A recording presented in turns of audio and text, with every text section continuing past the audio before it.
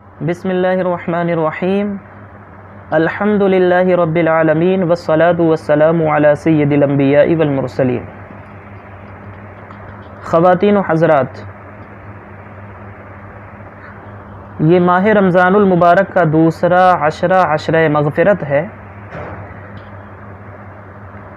اور آج کی اس نشست میں، اس مجلس میں انشاءاللہ تعالی ہم دو سوالوں کے جواب حضور پاک علیہ الصلاۃ والسلام کے فرامین اور آپ کی احادیث اور ارشادات کی روشنی میں سمجھنے کی کوشش کریں گے۔ تو آئیں دیکھیں پہلا سوال کیا ہے۔ پہلا سوال یہ ہے کہ افطار کے وقت کا سب سے بہترین عمل کون سا ہے؟ اب اس کا جواب دیکھیں۔ اس کا جواب سنن ابن ماجہ کتاب الصیام اور حدیث نمبر ہے 1753 1753 1753 نمبر یہ حدیث ہے، اور اس حدیث پاک کے راوی حضرت عبداللہ بن عمرو بن عاص رضی اللہ تعالی عنہ ہیں۔ اب دیکھیں کہ حضور سید عالم صلی اللہ تعالی علیہ وسلم نے کیا ارشاد فرمایا ہے۔ قال رسول اللہ صلی اللہ تعالی علیہ وسلم، حضور سید عالم صلی اللہ تعالی علیہ وسلم نے ارشاد فرمایا، ان للصائم عند فطرہ لدعوۃ ما ترد۔ حضور پاک علیہ الصلوۃ والسلام فرما رہے ہیں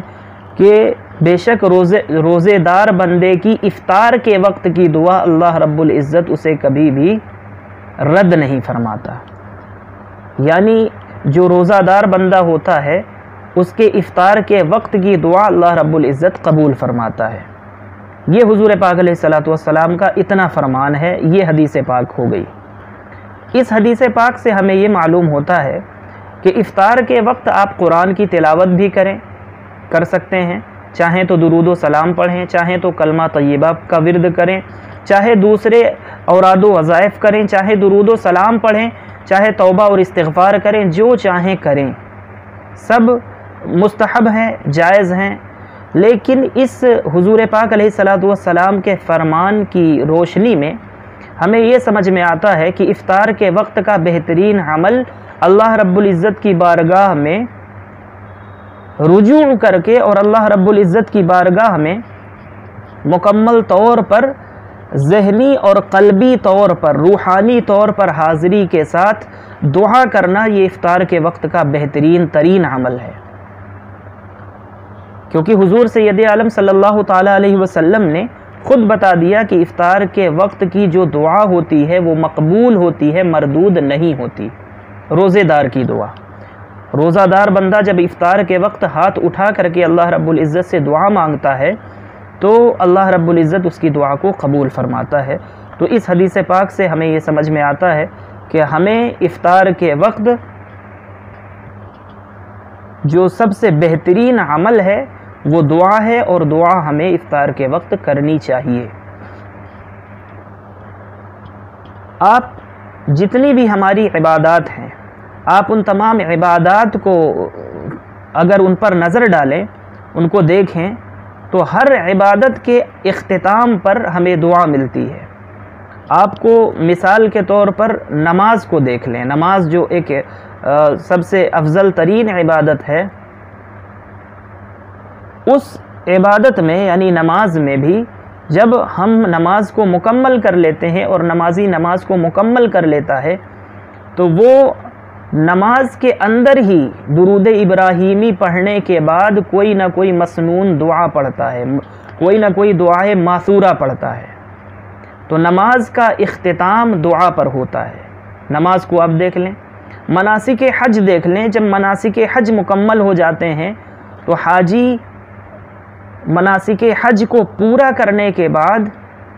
جو اپنے اس حج کا اختتام کرتا ہے وہ بھی دعا پر کرتا ہے۔ اس طرح سے آپ جتنی بھی عبادات کو دیکھیں گے، اکثر و بیشتر عبادتیں جو ہے وہ عبادت کرنے کے بعد بندہ عابد عبادت کرنے کے بعد اس عبادت کا اختتام اللہ رب العزت سے دعا پر کرتا ہے۔ تو یہ بات بڑی معقول معلوم ہوتی ہے کہ روزہ بھی ایک عبادت ہے اور فرض عبادت ہے، اور بندہ یہ بات اس لیے بھی سمجھ میں آتی ہے کہ جس طرح نماز کے اختتام پر ہم دعا کرتے ہیں، سلام پھیرنے کے بعد بھی دعا کرتے ہیں، اور سلام سے پہلے بھی درود و سلام کے بعد بھی دعائیں معثورہ پڑھی جاتی ہے، وہ بھی آخر دعا ہی ہوتی ہے۔ اور اب ہم روزے کو جب دیکھیں، روزے پر جب ہم نگاہ ڈالتے ہیں تو ہمیں یہ سمجھ میں آتا ہے کہ دن بھر کی قربانی دینے کے بعد بھوک ہے، پیاس ہے، بندے نے اللہ رب العزت کے لیے اور اس کی رضا کے لیے، اس کی خوشنودی حاصل کرنے کے لیے اپنی بھوک کو قربان کیا، اپنی پیاس کو قربان کیا، اور اپنی جائز شہوت کو اس کے لیے قربان کیا۔ اب جب دن بھر کی اس نے قربانی دے دی، بھوک پیاس کی اور جائز شہوت کی، اور اللہ رب العزت نے جن حلال چیزوں سے بھی اسے دن میں، دن کے خاص حصے میں طلوع فجر سے لے کر کے غروب آفتاب تک اسے روکے رکھا، تو وہ اللہ کے حکم پر عمل کرتے ہوئے اور اللہ رب العزت کی اطاعت کرتے ہوئے جب وہ بندہ ان تمام چیزوں سے رکا رہا جس سے اللہ تعالیٰ نے روکنا چاہا، تو اب جب آخری وقت ہے، غروب شمس ہونے کو ہے، یہ بات بہت سمجھ میں آتی ہے کہ اب جب آخری وقت ہے تو جس طرح نماز کا جب اختتام ہوتا ہے، نماز مکمل ہوتی ہے تو دعا پر ہم نماز کو مکمل کرتے ہیں، تو اسی طرح سے روزہ جب آپ نے دن بھر بھوک کی قربانی دی، پیاس کی قربانی دی، اللہ کی رضا کے لیے بندہ بھوکا اور پیاسا رہا، اللہ کی رضا کے لیے جو اس کے لیے حلال شہوت تھی اس کو بھی اس نے ترک کر دیا، تو اب یہ چیز سمجھ میں آتی ہے کہ اب اپنی ان قربانیوں کا نذرانہ لے کر کے بندہ اپنے کریم رب کی بارگاہ میں حاضر ہو اور اس آخری وقت میں ہاتھوں کو اٹھائے اور اٹھا کر کے اپنے رب سے دعا کرے، اور اس سے اپنی ان قربانیوں کا واسطہ دے کر کے، وسیلہ دے کر کے، اور اپنے اس روزے کو اور اپنے اس صوم کو اللہ رب العزت کی بارگاہ میں پیش کر کے انہیں واسطہ اور وسیلہ بنا کر کے اللہ رب العزت سے دعا کرے، اور پھر اللہ رب العزت بھی نوازے گا، اس لیے کہ وہ ملاحظہ فرما رہا ہے کہ میرا یہ بندہ میری خوشنودی اور میری رضا پانے کے لیے میری اطاعت میں اور میرے حکم کی پیروی میں یہ صبح سے شام تک بھوکا رہا، پیاسا رہا، اور اس نے اپنے نفس کو کھانے پینے اور قضائے شہوت سے روکے رکھا، جو حلال چیزیں تھیں ان سے بھی یہ باز رہا، تو پھر اب یہ بندے کے مانگنے کا وقت ہوتا ہے اور اللہ رب العزت کو اس قربانی کے نتیجے میں عطا فرمانے کا وقت ہوتا ہے، تو بندہ مانگے تو اللہ رب العزت اسے عطا فرماتا ہے۔ تو یہ جو پہلا سوال ہے کہ افطار کے وقت کا بہترین عمل کیا ہے، تو عمل تو آپ کوئی بھی کر لیں، چاہیں تو قرآن پاک کی تلاوت بھی کر سکتے ہیں، آپ درود و سلام پڑھ سکتے ہیں، کلمہ طیبہ کا ورد کر سکتے ہیں، توبہ اور استغفار کر سکتے ہیں، دوسرے اوراد و وظائف پڑھ سکتے ہیں، لیکن حضور پاک علیہ الصلوۃ والسلام کا یہ جو فرمان ہے، سنن ابن ماجہ کتاب الصیام کی حدیث نمبر 1753 ہے، یہ ہمیں یہ بتلا رہی ہے کہ اس وقت کی اہمیت یہ ہے جو حضور پاک علیہ الصلوۃ والسلام نے ان الفاظ میں ظاہر فرمائی ہے، ان للصائم عند فطرہ لدعوۃ ما ترد، بے شک روزے دار بندے کی دعا افطار کے وقت اللہ رب العزت رد نہیں فرماتا، یعنی قبول فرماتا ہے، اور جب وہ قبول فرماتا ہے اس وقت تو ہمیں اس وقت اپنے ہاتھوں کو اٹھا کر کے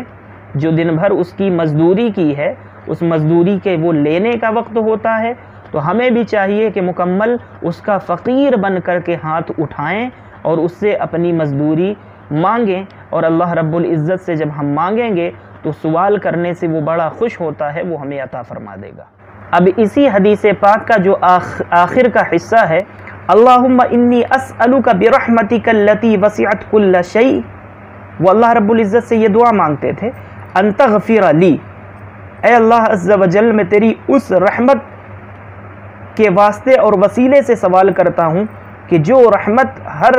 شے کو محیط ہے، کہ مجھے تو بخش دے، میری مغفرت فرما دے، میری بخشش فرما دے۔ یہ دعا حضرت عبداللہ بن عمرو بن العاص رضی اللہ تعالی عنہ وہ کیا کرتے تھے۔ نبی کا فرمان اور صحابی رسول کا عمل، یہ دونوں چیزیں ہمیں یہ بتلا رہی ہیں کہ افطار کے وقت کا بہترین عمل دعا ہے۔ لہذا اس پہلے سوال کا جواب یہ ہے کہ جب افطار کا وقت ہو جائے تو ہمیں یہ چاہیے کہ دوسرے اعمال کو کرنا اگرچہ وہ بھی جائز ہے، لیکن ہم چونکہ دعا کی قبولیت کا وقت ہے، مقبولیت کا وقت ہے، تو ہم اپنے ہاتھوں کو اٹھائیں۔ دن بھر مزدوری کی ہے، اللہ رب العزت کی بارگاہ میں اپنی مزدوری لینے کا وقت ہے۔ اللہ رب العزت نے جو آپ نے مزدوری کی ہے، اب آپ کی مزدوری کو وہ عطا فرمانے کا وقت ہے، تو آپ ہاتھوں کو اٹھائیں اور اپنی بندگی کا اظہار کریں، اپنی بیچارگی کا اظہار کریں اور اس کی بارگاہ سے خیر کا سوال کریں۔ اور ہمارے ملک میں قسم قسم کے جو فتنے ہیں، فساد ہیں، کفار مشرکین کی طرف سے پوری امت پر جو سازشیں ہیں، ہر طرح کے فتنے اور فساد سے اپنے لیے حفاظت کا سوال کریں اور پوری امت کے لیے اللہ رب العزت سے امن و امان کی بھیک مانگیں اس وقت۔ اور ہمیشہ جب بھی زندگی میں آپ کے رمضان آئے تو آپ کی زندگی میں جب بھی آپ رمضان پائیں تو افطار کے وقت کا یہ معمول بنا لیں کہ اس وقت آپ دعا ہی کریں۔ جب افطار کا وقت قریب آ جائے 5-10 منٹ پہلے افطار سے آپ دعا میں مشغول ہو جائیں، مصروف ہو جائیں اور اللہ رب العزت سے دعا مانگیں، خیر مانگیں۔ اب رہا دوسرا سوال کہ افطار کے وقت جو روزہ ہم کھولتے ہیں تو روزہ کھولنے سے پہلے جو دعا ہم پڑھتے ہیں یا پڑھی جاتی ہے وہ روزہ کھولنے سے پہلے پڑھنی چاہیے یا روزہ کھولنے کے بعد اس کو پڑھنا چاہیے؟ تو اب دیکھیں، میں آپ کے سامنے 2 روایتیں پیش کر رہا ہوں سنن ابی داود کی، کتاب الصیام باب القول عند الافطار، حدیث نمبر 2357 ہے اور حدیث نمبر 2358 ہے۔ پہلی حدیث جو ہے یہ حدیث نمبر 2357 نمبر حدیث ہے۔ اس میں دیکھیں حضور پاک علیہ الصلاۃ والسلام کا قول ذکر کیا گیا ہے کہ آپ کیا فرمایا کرتے تھے، آپ کے الفاظ کیا ہوتے تھے افطار کے وقت۔ تو حضور پاک علیہ الصلاۃ والسلام کے متعلق یہ حدیث پاک میں وارد ہے، کان رسول اللہ صلی اللہ تعالی علیہ وسلم اذا افطر، جس وقت حضور پاک علیہ الصلاۃ والسلام افطار فرماتے تھے، جب ہمیشہ آپ کا یہ معمول گویا کہ ذکر کیا گیا ہے، آپ یہ فرماتے تھے جب آپ افطار کر لیتے تو آپ یہ کلمات آپ کی زبان مبارک سے جاری ہوتے، فرماتے قال ذهب الظما وابتلت العروق وثبت الاجر انشاء اللہ تعالی۔ حضور پاک علیہ الصلاۃ والسلام ارشاد فرماتے کہ جب حضور پاک علیہ الصلاۃ والسلام افطار فرماتے تو آپ کی زبان مبارک سے کلمات جاری ہوتے اور حضور پاک علیہ الصلاۃ والسلام یہ فرماتے ذهب الظما، تشنگی ختم ہو گئی، یعنی پیاس ختم ہو گئی، یعنی کھجور یا پانی سے جو روزہ یا افطار کیا جاتا ہے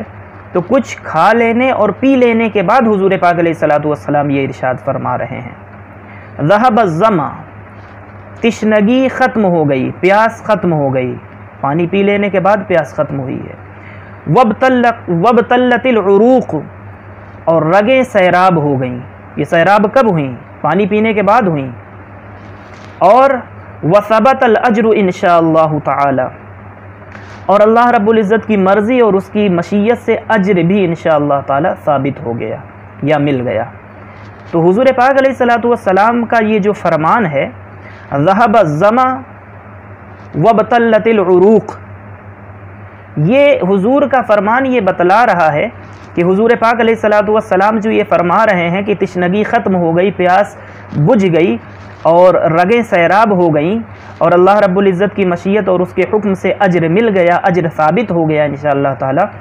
تو یہ الفاظ، یہ کلمات اس جانب کھلے طور پر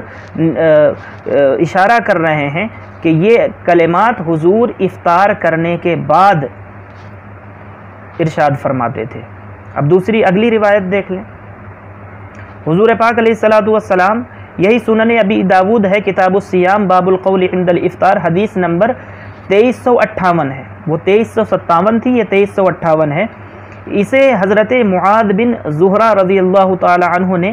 روایت کیا ہے अन्नहु बलगहु अन्न नबी सल्लल्लाहु ताला अलैहि वसल्लम, वो फरमाते हैं कि मुझे ये बात पहुंची है या मैंने सुना है कि हुजूर पाक अलैहिस्सलातु वस्सलाम जब इफ्तार फरमाया करते थे,